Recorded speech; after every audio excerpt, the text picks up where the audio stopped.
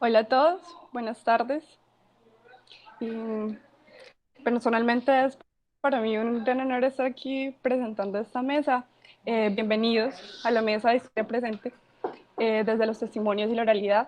En esta ocasión voy a presentarles dos ponencias bastante interesantes. La primera va a estar a cargo de la estudiante, señorita Laura Moreno, la cual viene de la Universidad Autónoma de Colombia desde Bogotá.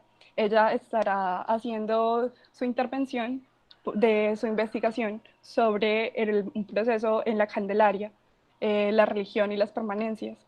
Ella va a ser la primera que intervendrá. Tendrá, como ya lo han repetido en la mesa anterior, 15 minutos para hacer su intervención y para también se podrán recoger preguntas en el chat. Yo las iré anotando. Les hago la salvedad que también pueden utilizar el micrófono siempre y cuando pidan la palabra por el chat. Eso será al final de las dos ponencias. La segunda ponencia estará a cargo de Jennifer Barona y Jorge Andrés Rodríguez, que son egresados de la Universidad del Valle. También es para nosotros un gran placer tenerlos y ellos estarán compartiendo su ponencia sobre las bibliotecas en Santiago de Cali. Ellos estarán haciendo su intervención, como les conté, de 15 minutos cada uno y al final estarán abiertas la sección de preguntas. Entonces, yo creo que los tres ponentes ya están acá. Espero que sí. Y no siendo más, no sé si tienen alguna pregunta para comenzar. Le doy el espacio entonces a Laura. Bienvenida, muchas gracias. Estás por aquí, Laura. Sí, sí. No sé si hay llamada. Sí, aquí te vemos, gracias. Listo. Bueno, buenas tardes a todos y todas. Listo, entonces, mientras comparto la pantalla, voy pues ya iniciando. Listo. En un momento. Listo. Ahí me dicen si ya se ve la pantalla. Ahí está comenzando a presentar, sí. Ok, gracias. Bueno, entonces el título de esta investigación, el título que lleva es Un día por la Candelaria, Bogotá. Permanencias de la religión tradicional en la cotidianidad. ¿Sí? Para aclarar, la Candelaria es una localidad de Bogotá. Veo que la mayoría de personas de acá son de Antioquia, entonces pues una pequeña aclaración. Los muertos no resucitan, pero dejan el recuerdo. La historia no se acaba, sino que continúa y se transforma. Esta es una cita que, bueno, nos contextualiza un poco con el trabajo, con lo que vamos a ver en esta investigación. Es decir, en esta investigación vamos a hablar un poco sobre unas continuidades y unas transformaciones. Entonces, las épocas dejan unas herencias, ¿sí? Y como todas las épocas, la época colonial deja varias herencias y una de esas herencias es la religión. ¿Cómo se ve la religión en unos espacios, ¿sí? En distintos espacios que ya, bueno, a continuación vamos a ver? ¿Por qué esta investigación? ¿Cuál es la importancia? ¿Por qué? Porque tener memoria es construir identidad. Bueno, la pregunta problema que dirige esta investigación es: ¿qué evidencia el que sigan en pie y funcionando espacios religiosos como las iglesias, los conventos o monasterios y las tiendas religiosas de la localidad de La Candelaria en Bogotá, y cuál es la importancia de estos lugares en la actualidad? Es decir, vamos a hablar sobre tres lugares principales. El primero son los conventos o monasterios, el segundo son las iglesias, el tercero son las tiendas religiosas. ¿Qué vamos a ver de estos tres espacios? El que evidencian que sigan en la actualidad en pie y funcionando, y cuál es la importancia de estos lugares en la actualidad. La hipótesis que se maneja en esta investigación es: las iglesias, los conventos o monasterios y las tiendas religiosas son espacios en los que se ve la permanencia de la religión tradicional o católica, y aportan a entender que no todo lo que pasó murió, sino que mucho de lo de ayer pervive hoy en la cotidianidad y que su conocimiento es importante en la medida en que construye identidad. A lo que vamos a llegar con esta investigación es presentar los espacios en los que se ve la permanencia de la religión tradicional o católica, para entender que la historia no se trata de hechos siempre culminados. Los procesos, las continuidades y las herencias también hacen parte de esta. Todo esto aportando además a una resignificación de estos sitios que muchas veces pasan desapercibidos. El enfoque historiográfico que se maneja en esta investigación rápidamente es la historia cultural, y tomo una cita del reconocido historiador Peter Burke, y dice: el común denominador de los historiadores culturales podría describirse como la preocupación por lo simbólico y su interpretación. Es decir, aquí no vamos a hablar en específico y como tal de la historia de estos espacios, sino de lo que significa, ¿sí? Vamos a hablar de una interpretación de eso simbólico. ¿Cómo más se liga esta cita con este trabajo? Las creencias hacen parte de la cultura y estas se materializan en espacios. Cultura es un concepto, digamos, muy importante, es fundamental en este enfoque historiográfico. Y aquí la defino como forma particular de vida de un pueblo o de un periodo. Es el conjunto de modelos o patrones explícitos o implícitos mediante los cuales una sociedad regula el comportamiento de las personas que la integran. Bueno, los conceptos en los que se basa esta investigación son tres. El primero es ciudad y bueno, se define como un espacio que adquiere sentido en tanto que es capaz de satisfacer el deseo de sus habitantes. El segundo concepto es patrimonio cultural y se define como el conjunto de objetos materiales e inmateriales, pasados y presentes, que definen a un pueblo. El tercer concepto es cultura, pero bueno, de este ya hablé hace nomás unos minutos. Entonces, este es el primer apartado, esta es la primera parte y se titula ¿Internarme? No, estoy bien solo yendo a misa. La pregunta central de esta parte, de este apartado, es ¿por qué siguen en pie los conventos? Y bueno, estoy segura de que si yo en este momento lanzo una pregunta, la respuesta de la mayoría, si no es que todos, va a ser negativa. ¿Sí? La pregunta es: ¿estarían ustedes dispuestos a internarse a partir de mañana en un convento por el resto de sus vidas? Bueno, pues pienso, estoy segura, casi segura de que la mayoría está diciendo como no. Pueden estar respondiendo con el mismo título o hasta pueden estar diciendo como esta vieja está loca, ¿qué le pasa? Bueno, entonces, si la mayoría de nosotros no estamos dispuestos a internarnos en un convento, ¿por qué siguen en pie los conventos? ¿Mm? La respuesta va a ser una que se divide en tres. Es por el interés. El interés que puede ser religioso, económico o académico. Religioso, ¿por qué? Porque en la actualidad, aunque nosotros no lo somos, o bueno, tal vez algunos de ustedes, en la actualidad hay personas que todavía profesan la fe católica con, digamos que, con mucha fuerza, con mucha consagración, con mucha comunión, y creen que estos espacios les permiten establecer digamos, una mayor cercanía con Dios o con la divinidad que adoren. El segundo es el interés económico. Este va ligado sobre todo a la parte del turismo. ¿Por qué?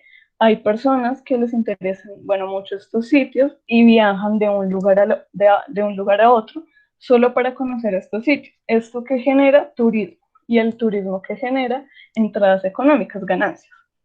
El tercero es el interés académico y bueno, pues esto se ve evidenciado en este trabajo, y es que a muchos de nosotros, aunque no seamos solo historiadores, a muchos de nosotros como académicos, nos interesan estos espacios, ya sea por su historia, por lo que cuentan, por la gente que vive, bueno, etcétera, por muchos motivos puede ser.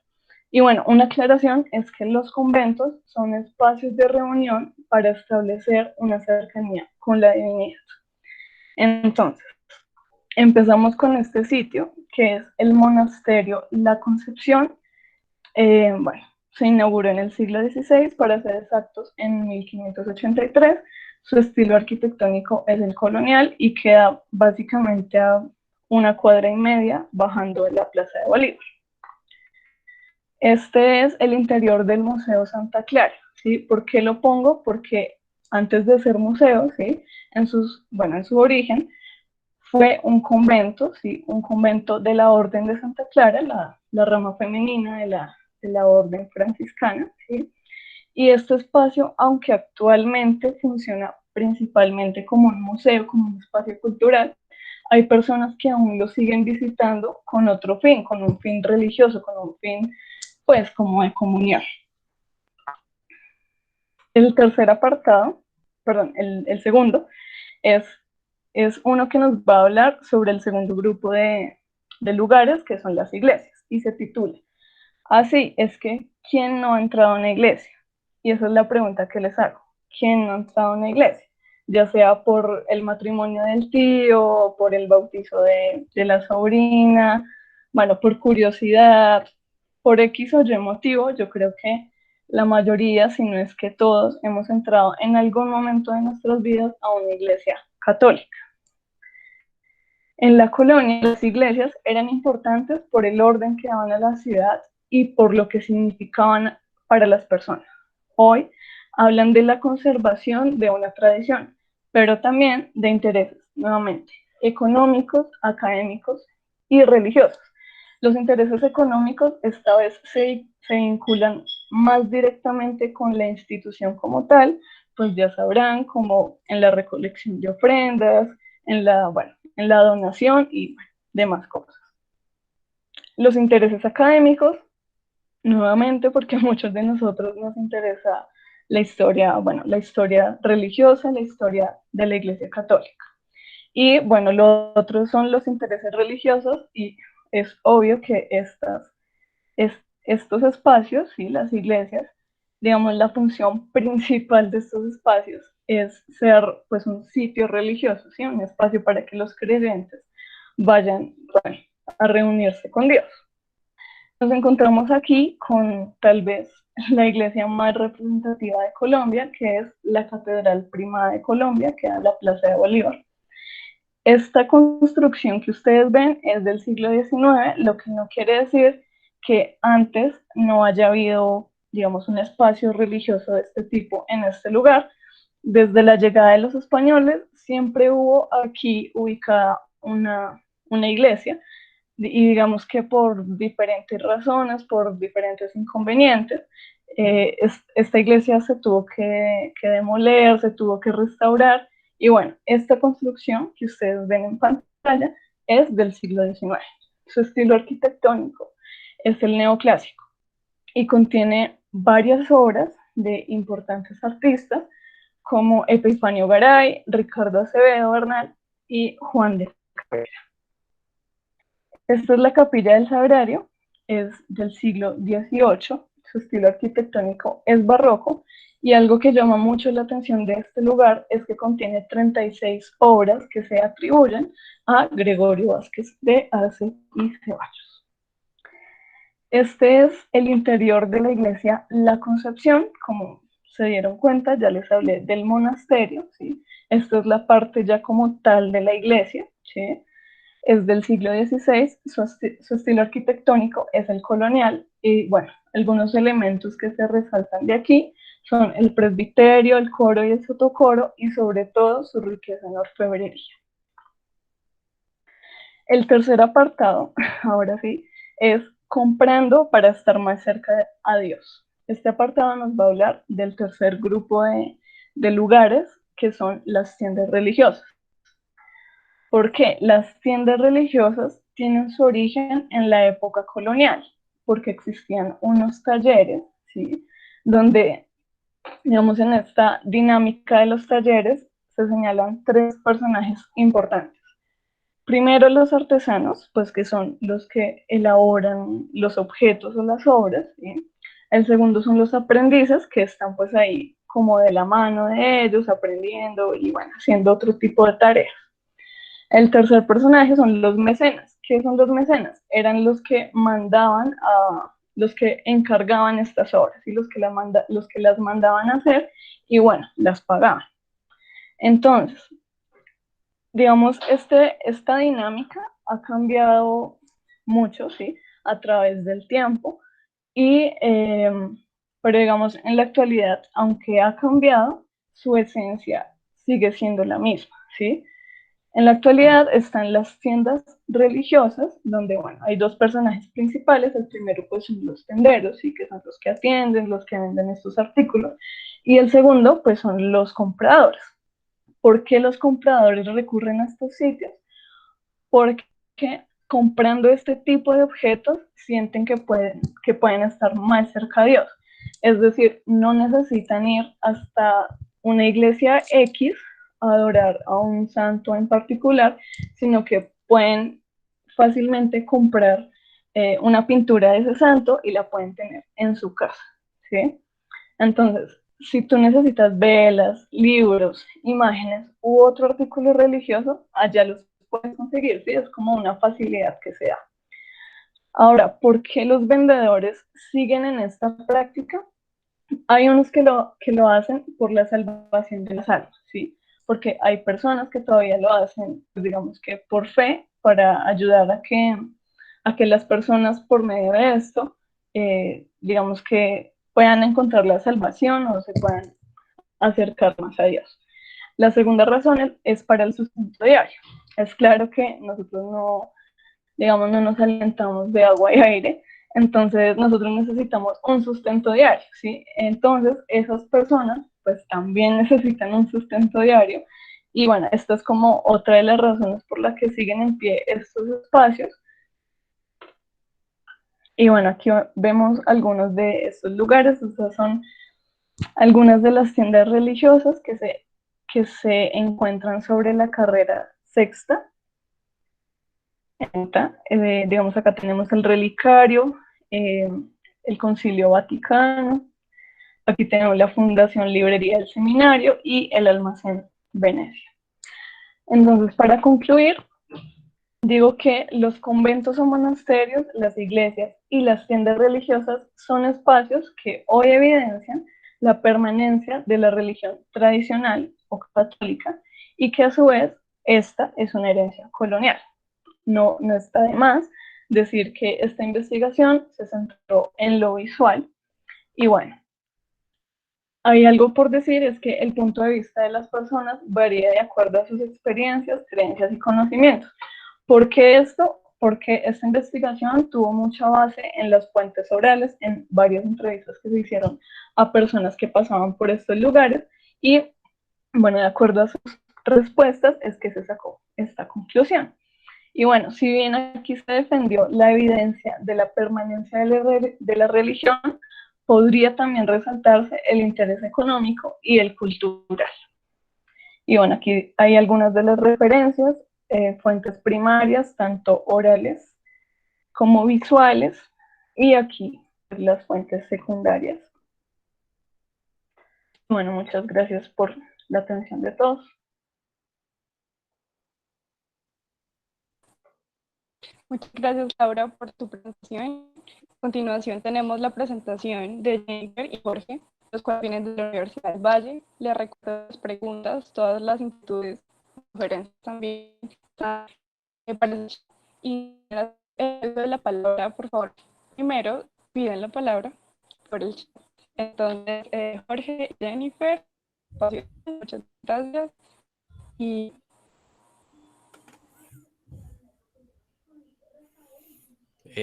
Hola, buenas tardes a todos y a todas. ¿Me escuchan ahí?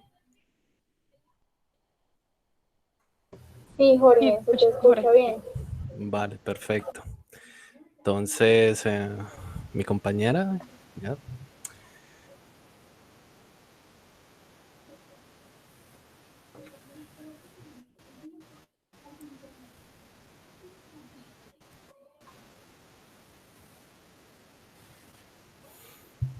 Danos un segundo aquí.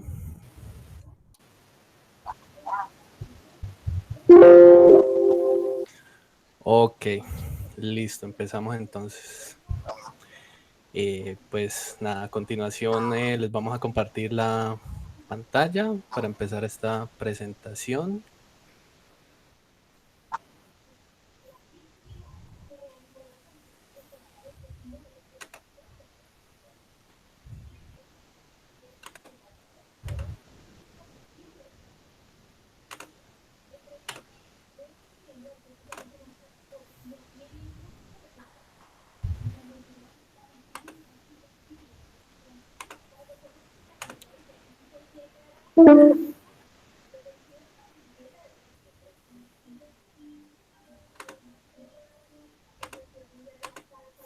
Bueno, nuestra ponencia se llama Historia de la Red de Bibliotecas Públicas de Santiago de Cali.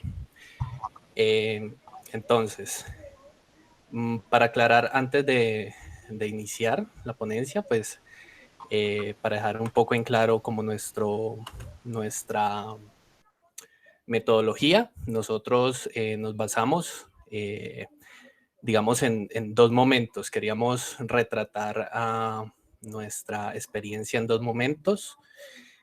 Una parte, digamos, una parte más macro de nuestro trabajo de grado fue la parte de la historia de la red de bibliotecas en Colombia. Entonces hicimos un recuento histórico, por decirlo así, de todas las experiencias que se dieron aquí por crear una red conjunta de bibliotecas en el país.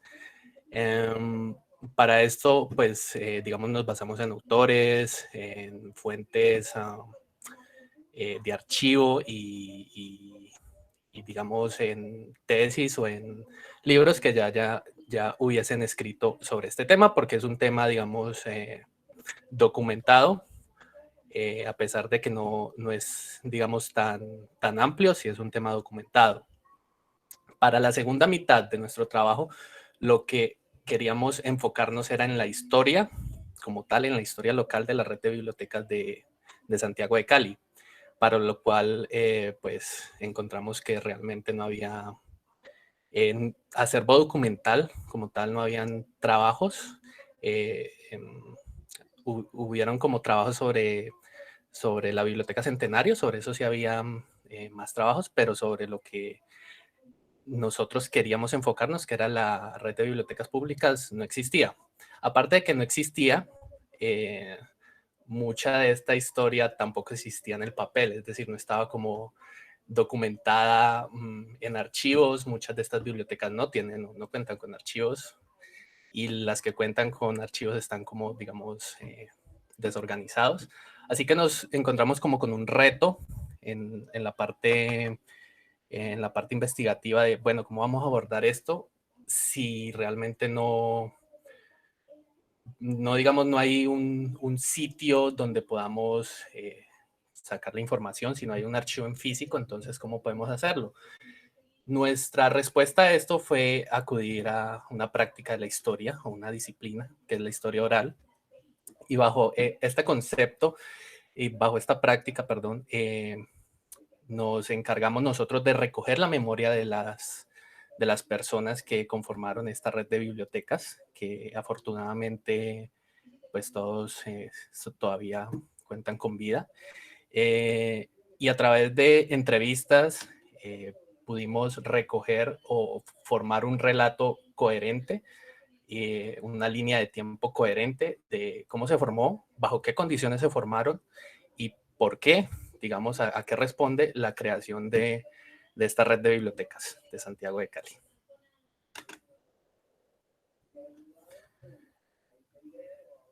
Entonces, bueno,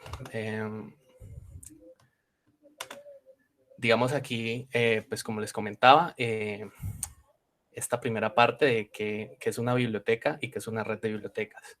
Una biblioteca es, según la escritora colombiana Clemencia Montalvo Villegas, una institución que cumple una función social de servicio a una comunidad determinada.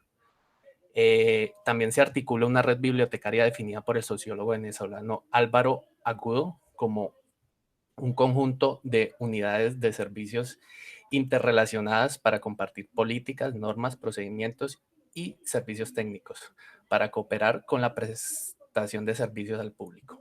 Bueno, como les comentaba, en esta primera parte de nuestro trabajo, lo que hicimos fue hacer como una especie de barrido o una especie de recuento de lo que lo que había pasado en Colombia a nivel de red de bibliotecas públicas, antecedentes, cómo llega la biblioteca pues aquí a Colombia y sobre todo pues cómo, digamos, cómo se forma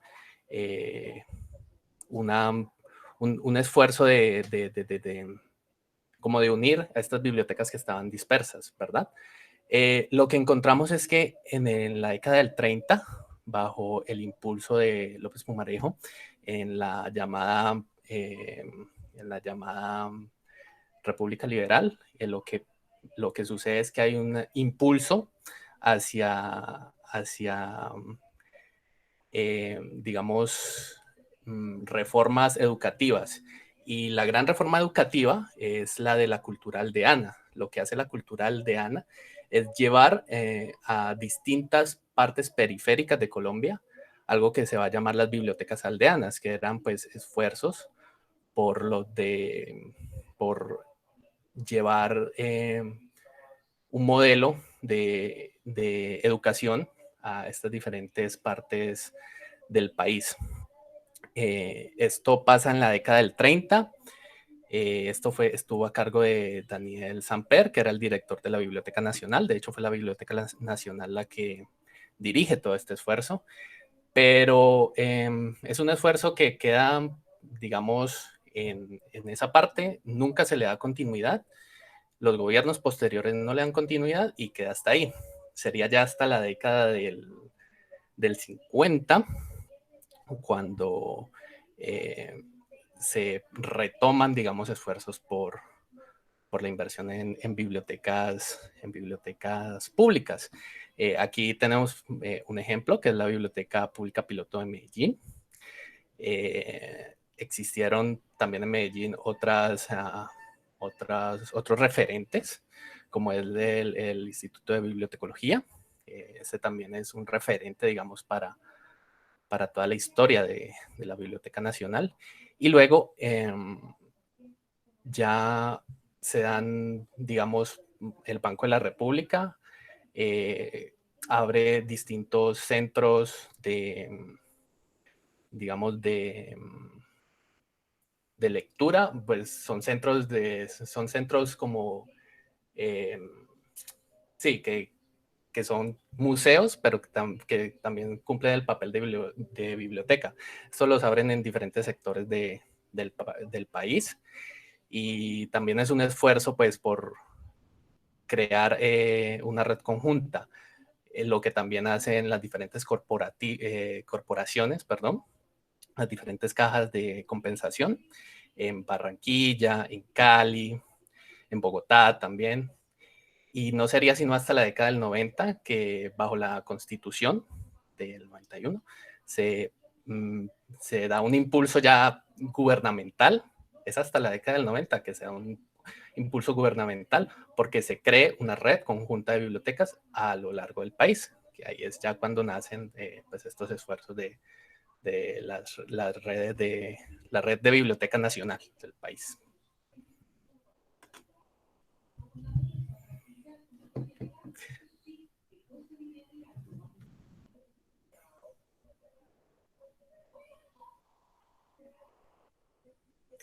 Entonces, continuamos con la historia aquí en la parte de Cali.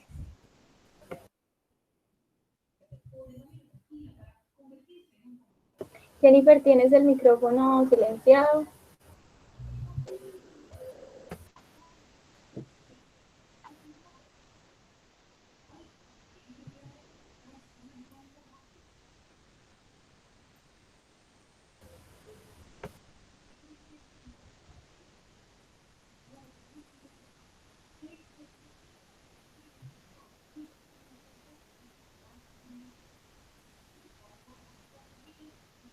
No, no se te escucha, Jennifer. Mm,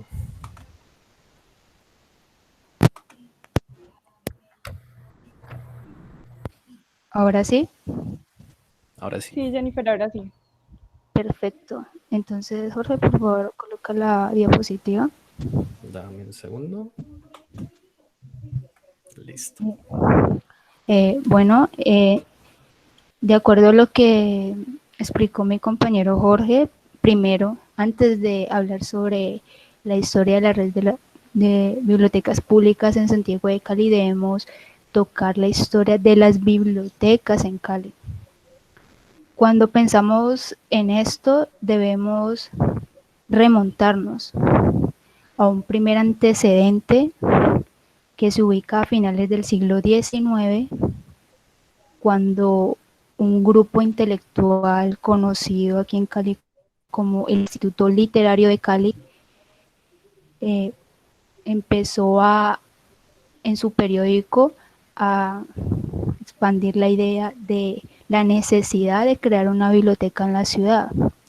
Pero no fue sino hasta inicios del siglo XX, cuando Cali, al convertirse en capital departamental, cuando la ciudad empezó a tener una renovación y un desarrollo a nivel estructural, económico y social, toda esta élite letrada decidió darle un fundamento físico a la idea anteriormente planteada, y fue el 20 de julio de 1910 cuando se funda la Biblioteca del Centenario, que fue la primera biblioteca de la ciudad y una de las bibliotecas más importantes a nivel nacional.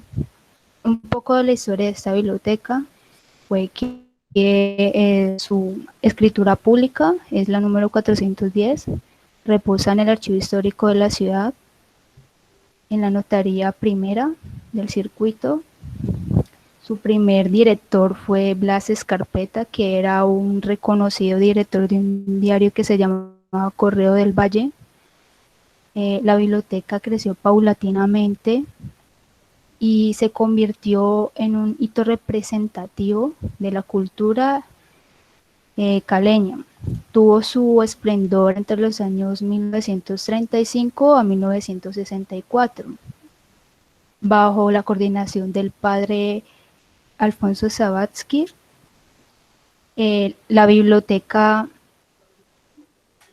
se constituyó como un ente referencial en la ciudad, pero entre los años 70 a 80 se empezaron a gestar nuevos proyectos bibliotecarios en sectores vulnerables y de pujante crecimiento demográfico.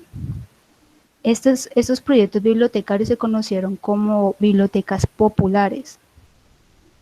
Estas bibliotecas populares surgieron como lo dije anteriormente, en barrios vulnerables, que les permitió a las comunidades de esos sectores tener el acceso al derecho de la información y poder educarse y culturizarse en temas en los que antes estaban un poco apartados.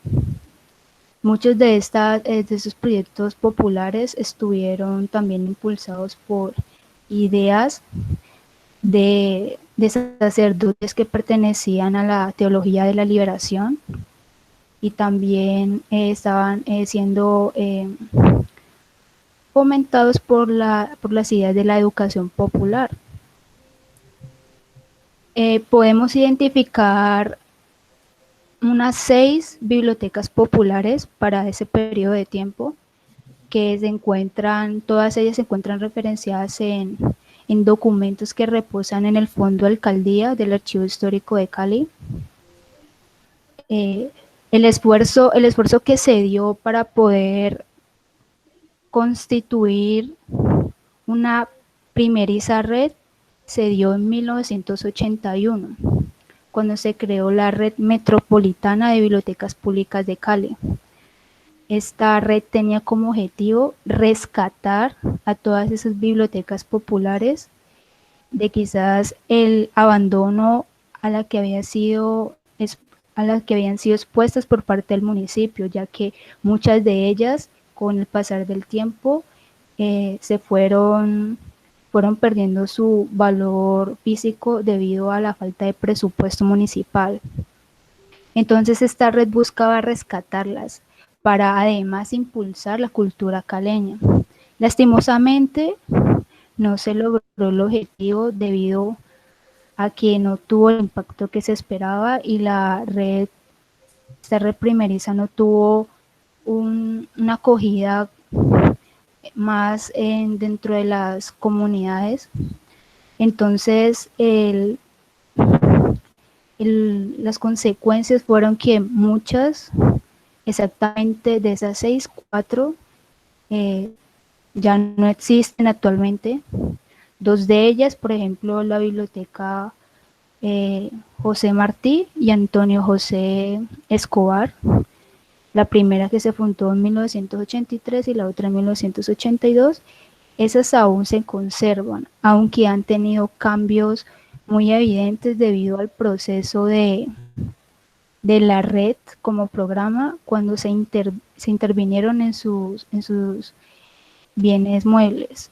Entonces, podemos concluir en esta parte que las bibliotecas populares, muchas de ellas surgieron en espacios educativos y en casas de personas que no pertenecían a ninguna entidad gubernamental ni del municipio. Entonces, primero, después de esta noción de las bibliotecas populares, podemos ubicar que en los años 90, a finales de los años 80, o sea, 1989 y inicios de los 90 se empezaron a gestar las bibliotecas comunitarias. Al tener el cierre, al tener en pocas palabras el fracaso, entre comillas, de esas bibliotecas populares, las comunidades empezaron a fundar nuevas bibliotecas en, por ejemplo, las juntas de acción comunal de los barrios. Entonces, vemos en pantalla la primera biblioteca comunitaria que se dio en Cali. Aún conserva ese mobiliario actualmente. Es una casa de 3 pisos, se llama la Biblioteca Isaías Gamboa de la Comuna 4, del barrio Berlín. Esta biblioteca, sumada a la biblioteca de la Cámara del Comercio del barrio obrero, fueron los hitos significativos que dieron origen a la red de bibliotecas públicas de Santiago de Cali. Cada una, por ejemplo, esta se fundó en donde antes estaba la Junta de Acción Comunal por el señor Jorge Iván Ospina. Y la segunda, la de la Biblioteca de la Cámara del Comercio, actualmente ya no existe, como en un pasado queda la historia y podemos ubicar en esta biblioteca exactamente el origen de la red. Listo. Entonces, como mi compañera lo cuenta, ese antecedente que existió en los años 80 a principios de los 90 ya se viene a institucionalizar gracias al Acuerdo 001 de 1996, que define a la red como un organismo vivo y dinámico que reúne a diversos espacios bibliotecarios en la zona urbana y rural. Hoy en día, la red cuenta con 61 espacios bibliotecarios y su enfoque, el enfoque de la red, es un enfoque territorial y poblacional. Estos primeros años, digamos, para la red fueron decisivos porque fue una etapa de institucionalización, como ellos mismos lo consideran. Es decir, estas primeras bibliotecas comunitarias creadas muchas veces en las juntas de acción comunal, en las casas de la gente que, digamos, se prestaba o prestaba el espacio para eso, para que los niños en su mayoría fueran a consultar el material bibliográfico con el que contaban, material bibliográfico que además era donado por gente de la misma comunidad. Eran, digamos, esfuerzos autónomos, ¿ya? Pero a partir de 1996 empieza a hacer un esfuerzo ya institucional, cobijado por la Secretaría de Cultura Municipal, que como tal empieza a donarle más recursos. En muchos casos compra el inmueble o el terreno para construir el inmueble, y es a partir pues de esta institucionalización que la red nace oficialmente y empieza su crecimiento en diferentes etapas.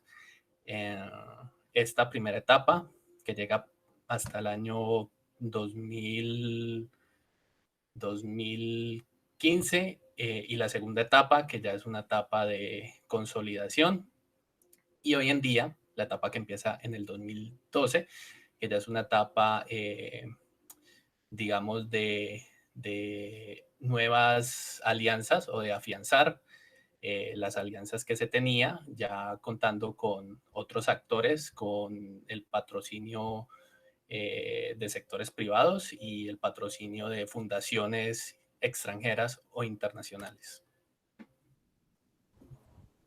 Hola Jorge, Jennifer, les recuerdo por favor el tiempo para que vayamos por favor redondeando también. Vale. Ya un poquito más de 20 minutos, muchas gracias. Vale. Entonces, acabamos por aquí. Lo que queremos hacer entonces aquí es una especie de caracterización de los nodos. La red de bibliotecas está dividida por nodos. Está el nodo oriente, está el nodo ladera, está el nodo norte, está el nodo centro y está el nodo rural. En el nodo oriente, que es donde más espacios bibliotecarios se encuentran y donde más se empezó, digamos, a construir estas bibliotecas populares del primer momento que les acabamos de hablar, es el sector sociológicamente caracterizado más empobrecido de la ciudad de Cali.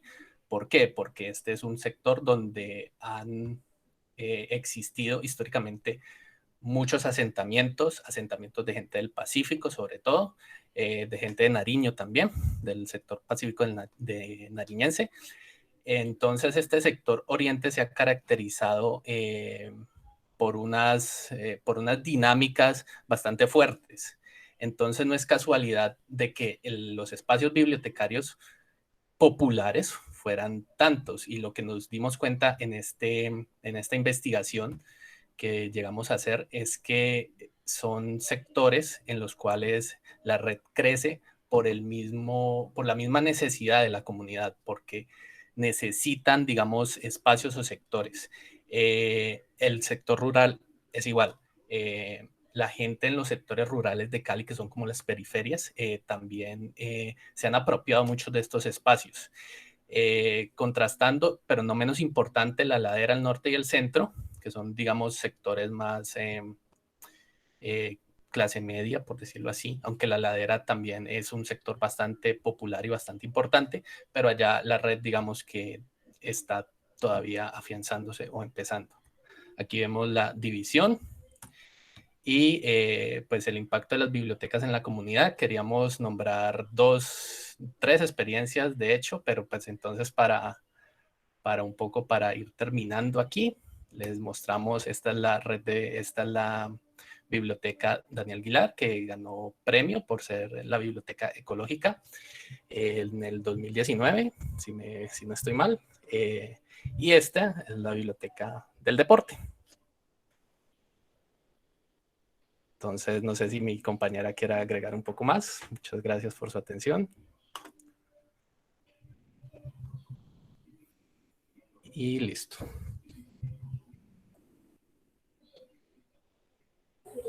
Bueno, muchísimas gracias a todos los ponentes. En este momento tengo aquí varias preguntas. La primera pregunta va para Laura.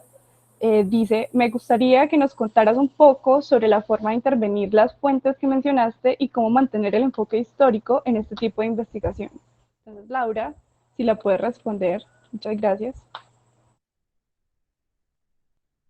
Ok, pero sería, no sé, me parecería mejor que primero leyeran para que pues todos tuviéramos como el tiempo de pensar la respuesta, no sé.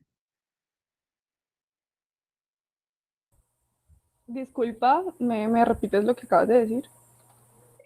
O sea, me parecería mejor que pues que leyeran las preguntas para pues nosotros los ponentes y pues ya pues tener digamos tiempo para pensar la respuesta, ¿sí?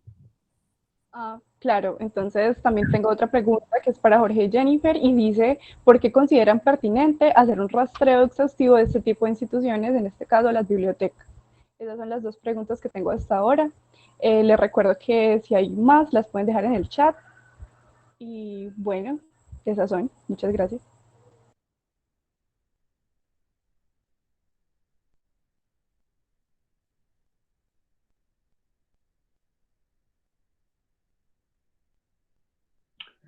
Bueno, pues respondo la pregunta de Bianet. La forma de intervenir las fuentes que mencioné, bueno, básicamente yo me basé en dos fuentes principales que fueron, bueno, primero las fuentes orales, sí, que se hicieron pues varias entrevistas, y segundo, un plano, sí, de Bogotá. Y digamos que como tal, las estructuras y lo que contienen allí, tanto las pinturas, las esculturas, bueno, y demás, se toman también pues como fuentes, ¿sí? ¿Cómo se mantiene el enfoque historiográfico, debe ser? El enfoque historiográfico en este tipo de investigaciones. Bueno, el enfoque historiográfico, pues que yo usé fue el de la historia cultural. ¿Cómo se mantiene? Porque la historia cultural lo que nos va, bueno, a decir es que vamos a tener una preocupación por lo simbólico, ¿sí? Y por la interpretación de eso simbólico, ¿sí?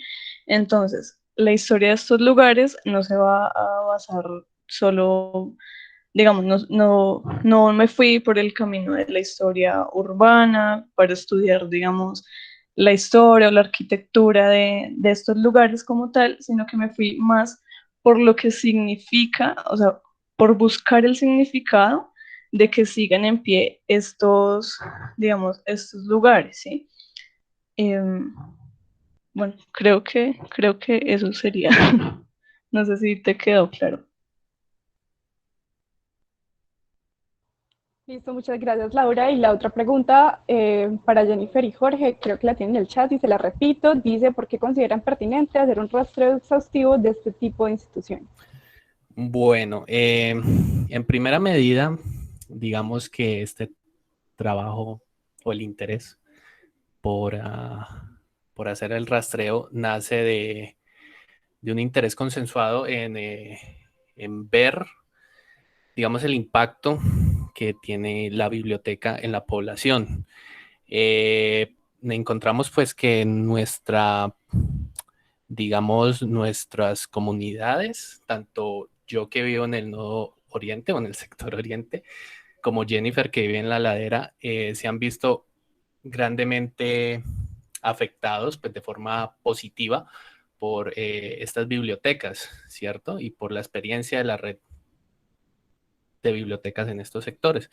Entonces nos hicimos como esa pregunta, bueno, ¿cuál es la historia de la red de bibliotecas? Y nos fuimos mucho más allá y nos preguntamos, ¿existe una historia, digamos, de la biblioteca, pero no como tal la biblioteca, sino de los intentos de red de bibliotecas que han existido a lo largo de la historia de Colombia? Nos encontramos de que sí, sí existen, pero eh, también nos encontramos como con un panorama de que son batallas como a medio ganar o cosas que nunca se concretan o quedan a medias. Entonces fue bastante bonito y bastante interesante como irnos hasta por allá a encontrar como la historia, la gran historia de la red de bibliotecas para quedar aquí en la ciudad y contar la historia local, la historia de nuestra red de bibliotecas. Listo, muchísimas gracias. También tengo otra pregunta y la última al parecer. Es para Laura y dice: en el acercamiento que hiciste a la vida conventual, ¿tuviste la oportunidad de entrevistarte con alguna religiosa para conocer de primera mano el por qué se dan las motivaciones para la clausura? Bueno, Diana Yesenia, no tuve la oportunidad de acercarme a una religiosa como tal, a una monja de clausura, no tuve la oportunidad. Digamos que las entrevistas fueron principalmente a dos tipos de personas: a personas que estaban pasando casualmente por estos lugares, y segundo, a ya como tal asistentes de estos lugares. O sea, si me hablas como tal del monasterio, sí, el que presenté el monasterio de la Concepción, solo tuve la oportunidad de entrevistar a asistentes como tal, a personas que entraban o salían.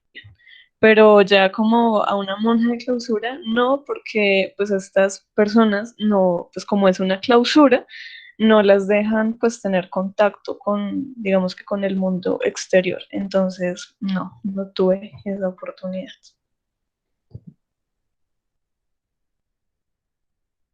Listo, Laura, muchas gracias. Siendo esto todo por este momento, muchas gracias a todos los que hicieron preguntas, a los que estuvieron pendientes de la ponencia. En este momento se cierra la mesa y le doy paso también a Caterina Sánchez, que es egresada del Departamento de Historia de la Universidad, para que acompañe a Pablo Montoya en esta última charla de clausura